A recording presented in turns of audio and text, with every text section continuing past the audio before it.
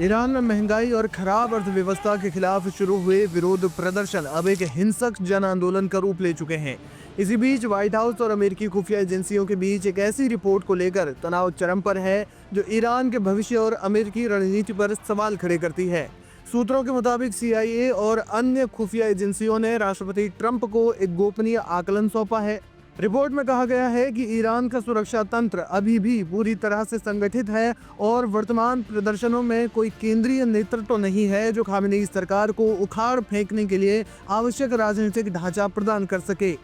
जानकारों का मानना है कि इन प्रदर्शनों से सरकार को झटका जरूर लगा है, लेकिन ये तख्ता पलट की स्थिति तक नहीं पहुंचा है। रिपोर्ट चेतावनी देती है कि अगर अमेरिका सीधे तौर पर प्रदर्शनकारियों की सैन्य मदद करता है तो ईरानी जनता में राष्ट्रवाद की लहर उठ सकती है, जिससे लोग अपनी सरकार के साथ खड़े हो सकते हैं। यानी सूत्रों के मुताबिक CIA ने जो रिपोर्ट राष्ट्रपति ट्रंप को सौंपी है उसके मुताबिक ईरान में तख्ता पलट करना अभी आसान नहीं है। राष्ट्रपति ट्रंप ने इस रिपोर्ट के निष्कर्षों को सिरे से खारिज कर दिया है।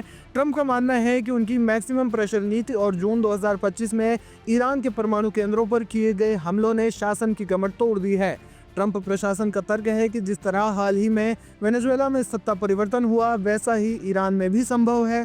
ट्रंप ने ट्रुथ सोशल पर लिखा कि अगर ईरान ने प्रदर्शनकारियों को मारना बंद नहीं किया तो अमेरिका मूक दर्शक नहीं रहेगा और हस्तक्षेप के लिए पूरी तरह से तैयार है। ईरान में हालात 2022 के महिला जीवन और स्वतंत्रता आंदोलन से भी अधिक गहरे बताए जा रहे हैं। ईरान की मुद्रा रियाल 1.4 मिलियन प्रति डॉलर तक गिर चुकी है, यानी $1 की कीमत 14 लाख रियाल पहुंच गई है। पिछले 2 हफ्तों में 38 से ज्यादा लोगों की मौत की खबर है और 2200 से ज्यादा लोग गिरफ्तार किए गए हैं। विरोध प्रदर्शन केवल तेहरान तक सीमित नहीं है, बल्कि मशहद, सिराज और ग्रामीण इलाकों में भी फैल गए हैं। कुल मिलाकर 100 शहरों में ईरान के प्रदर्शन हो रहा है। अमेरिका और इसराइल ये मान रहे हैं कि वे बिना किसी सजा के ईरान पर सैन्य शक्ति का प्रयोग कर सकते हैं, लेकिन खुफिया एजेंसियां इसे एक खतरनाक गलतफहमी मान रही हैं, क्योंकि ईरान एक जटिल देश है और वहां अराजकता फैलने से पूरा मिडिल ईस्ट अस्थिर हो सकता है। जहां एक तरफ ट्रंप प्रशासन ईरान में अंतिम प्रहार के मूड में दिख रहा है, वहीं CIA की रिपोर्ट संयम बरतने की सलाह दे रही है। ये देखना दिलचस्प होगा कि क्या ट्रंप अपने खुफिया सलाहकारों की बात मानेंगे या फिर अपनी आक्रामक रणनीति पर आगे बढ़ेंगे। ईरान में आर्थिक बदहाली और सत्ता विरोधी लहर ने अब एक हिंसक मोड़ ले लिया है।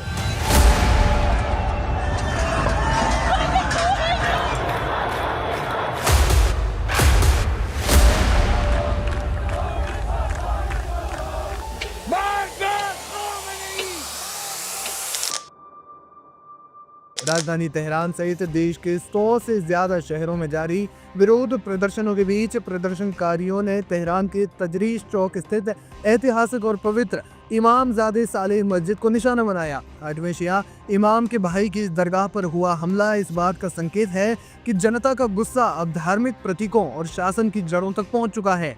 इमामजादे सालेह मस्जिद शिया समुदाय के लिए अत्यंत पवित्र स्थान है, जहां 8वें इमाम अली अल रिजा के भाई सालेह इब्न मूसा अल काजिम की दरगाह है। प्रदर्शनकारियों द्वारा इसे निशाना बनाना सरकार और धार्मिक सत्ता के खिलाफ बढ़ते गुस्से का प्रतीक माना जा रहा है। ईरानी सुरक्षा बलों यानी कि IRGC और बासिज फोर्स ने प्रदर्शन को कुचलने के लिए आंसू गैस के गोले और कहीं कहीं बल प्रयोग किया है। सरकार ने इंटरनेट पर भी कड़े प्रतिबंध लगाए हैं ताकि प्रदर्शनकारी एकजुट न हो सके। दिसंबर 2025 के अंत में शुरू हुआ यह आंदोलन अब एक पूर्ण विद्रोह में बदल गया है। पिछले 24 घंटों में हिंसा में भारी बढ़ोतरी हुई है। मानवाधिकार संगठनों के अनुसार सुरक्षा बलों के साथ हुई झड़पों में अब तक 42 से ज्यादा लोगों की जान जा चुकी है। सरकार ने सूचनाओं के प्रवाह को रोकने के लिए पूरे देश में कड़ा इंटरनेट ब्लैकआउट किया है, जिससे राजधानी के बाहर की वास्तविक स्थिति का आकलन करना कठिन हो गया है। बढ़ते दबाव के बीच ईरान के सर्वोच्च नेता अयातुल्लाह अली खामेनेई ने देश को संबोधित किया। अपने भाषण में उन्होंने नरमी दिखाने के बजाय बेहद कड़ा रुख अपनाया।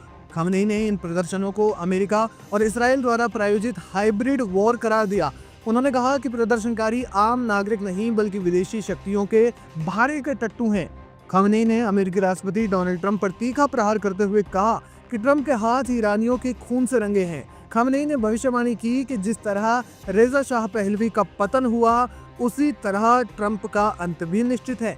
उन्होंने सुरक्षा बलों को दंगाइयों से सख्ती से निपटने के स्पष्ट संकेत दिए, जिससे आने वाले दिनों में और अधिक खून खराबे की आशंका बढ़ गई है। इस बार के प्रदर्शनों का मुख्य कारण आर्थिक पतन है। जनवरी 2026 तक ईरानी रियाल अपनी ऐतिहासिक गिरावट पर है, यानी 1.4 मिलियन रियाल प्रति डॉलर।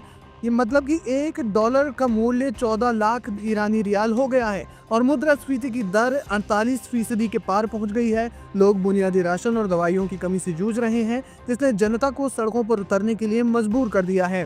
तेहरान के कई अस्पतालों को सुरक्षा बलों ने घेर लिया है ताकि घायल प्रदर्शनकारियों को हिरासत में लिया जा सके। तजरीश चौक और इमामजादे साले मस्जिद के आसपास का इलाका छावनी में तब्दील हो चुका है, लेकिन जनता का आक्रोश कम होने का नाम नहीं ले रहा है।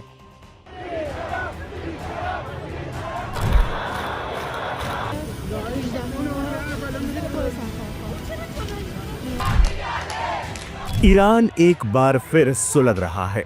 जिस इस्लामिक क्रांति ने 1979 में ईरान का नक्शा बदल दिया था, आज 46 साल बाद उसी निज़ाम के खिलाफ जनता सड़कों पर है। मुद्दा महंगाई से शुरू हुआ था, लेकिन अब ये supreme leader Ayatollah Ali Khamenei को तख्त से हिलाने वाली बगावत बन चुका है। तेहरान से लेकर सुदूर इलाकों तक लोग सिर्फ रोटी नहीं मांग रहे हैं, बल्कि सत्ता परिवर्तन की मांग कर रहे हैं। और इन सब के बीच एक नाम सबसे ज्यादा गूंज रहा है, रजा पहलवी। क्या है ईरान के इस गुस्से की असली वजह और कौन है रजा पहलवी, जिनके नाम से डर रही है ईरान की सरकार?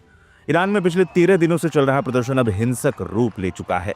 CNN की एक रिपोर्ट के मुताबिक ये आग देश के 100 से ज्यादा शहरों में फैल चुकी है। हालात कितने बेकाबू हैं, इसका अंदाजा अमेरिकी ह्यूमन राइट एजेंसी के इन आंकड़ों से लगाया जा रहा है।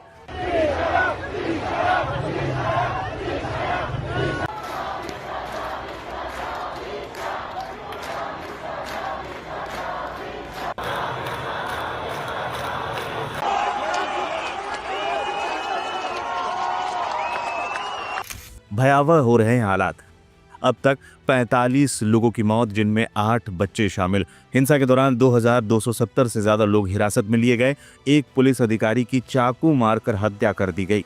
राजधानी तेहरान की सड़कों पर जो नारा गूंज रहा है, वो सिर्फ महंगाई के खिलाफ नहीं, बल्कि supreme leader Ayatollah Ali Khamenei के खिलाफ सीधी नारेबाजी कर रहे हैं। अर्थव्यवस्था की बदहाली ने लोगों के सब्र का बांध तोड़ दिया, लेकिन सरकार इसे कुचलने के लिए पूरी ताकत लगा रही है। ईरान सरकार और कई अंतर्राष्ट्रीय जानकारों का मानना है कि यह प्रदर्शन अपने आप नहीं भड़का, बल्कि इसके पीछे अमेरिका का हाथ है। ईरान हमेशा से अमेरिका पर अपनी सरकार को अस्थिर करने का आरोप लगाता रहा है, लेकिन इस बार शक की सुई घूमने की एक खास वजह है। प्रदर्शनों के बीच कुछ जगहों पर भीड़ एक खास नाम ले रही है, और वो नाम है रजा पहलवी। ईरानी सरकार का मानना है कि अमेरिका इस निर्वासित राजकुमार के जरिए ईरान में तख्ता पलट की स्क्रिप्ट लिख रहा है।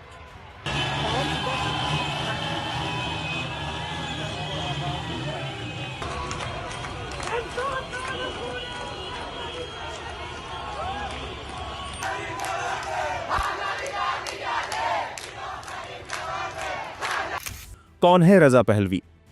अब सवाल है कि आखिर ये रजा पहलवी कौन है, जिनका नाम आज ईरान की सड़कों पर गूंज रहा है। 65 साल के रजा पहलवी ईरान के आखिरी शासक मोहम्मद रजा पहलवी के बेटे हैं। 1979 से पहले ईरान में पहलवी राजवंश का ही शासन था, लेकिन इस्लामिक क्रांति ने सब कुछ बदल दिया। अयतुल्लाह खामनेई के नेतृत्व में हुए विद्रोह के कारण शाह मोहम्मद रजा पहलवी को देश छोड़ना पड़ा। उस वक्त रजा पहलवी की उम्र बहुत कम थी और वो भी अपने परिवार के साथ निर्वासित हो गए।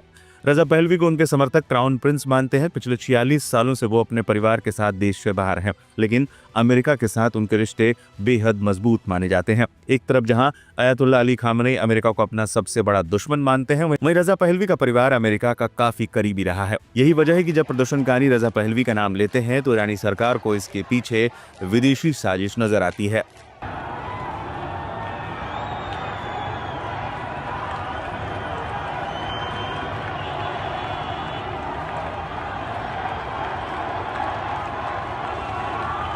पहलवी का अमेरिका से क्या है कनेक्शन? रजा पहलवी के पिता को 1967 में ईरान का राजा बनाया गया था। रजा पहलवी ईरान के एयरफोर्स के कैडेट थे।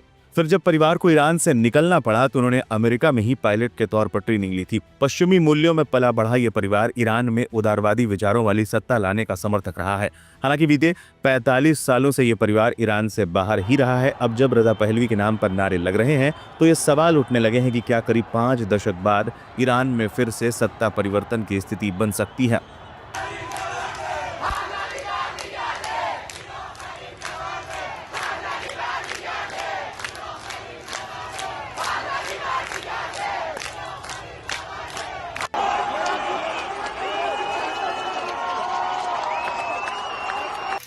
अमेरिका के डीप स्टेट को लेकर क्या है चर्चा?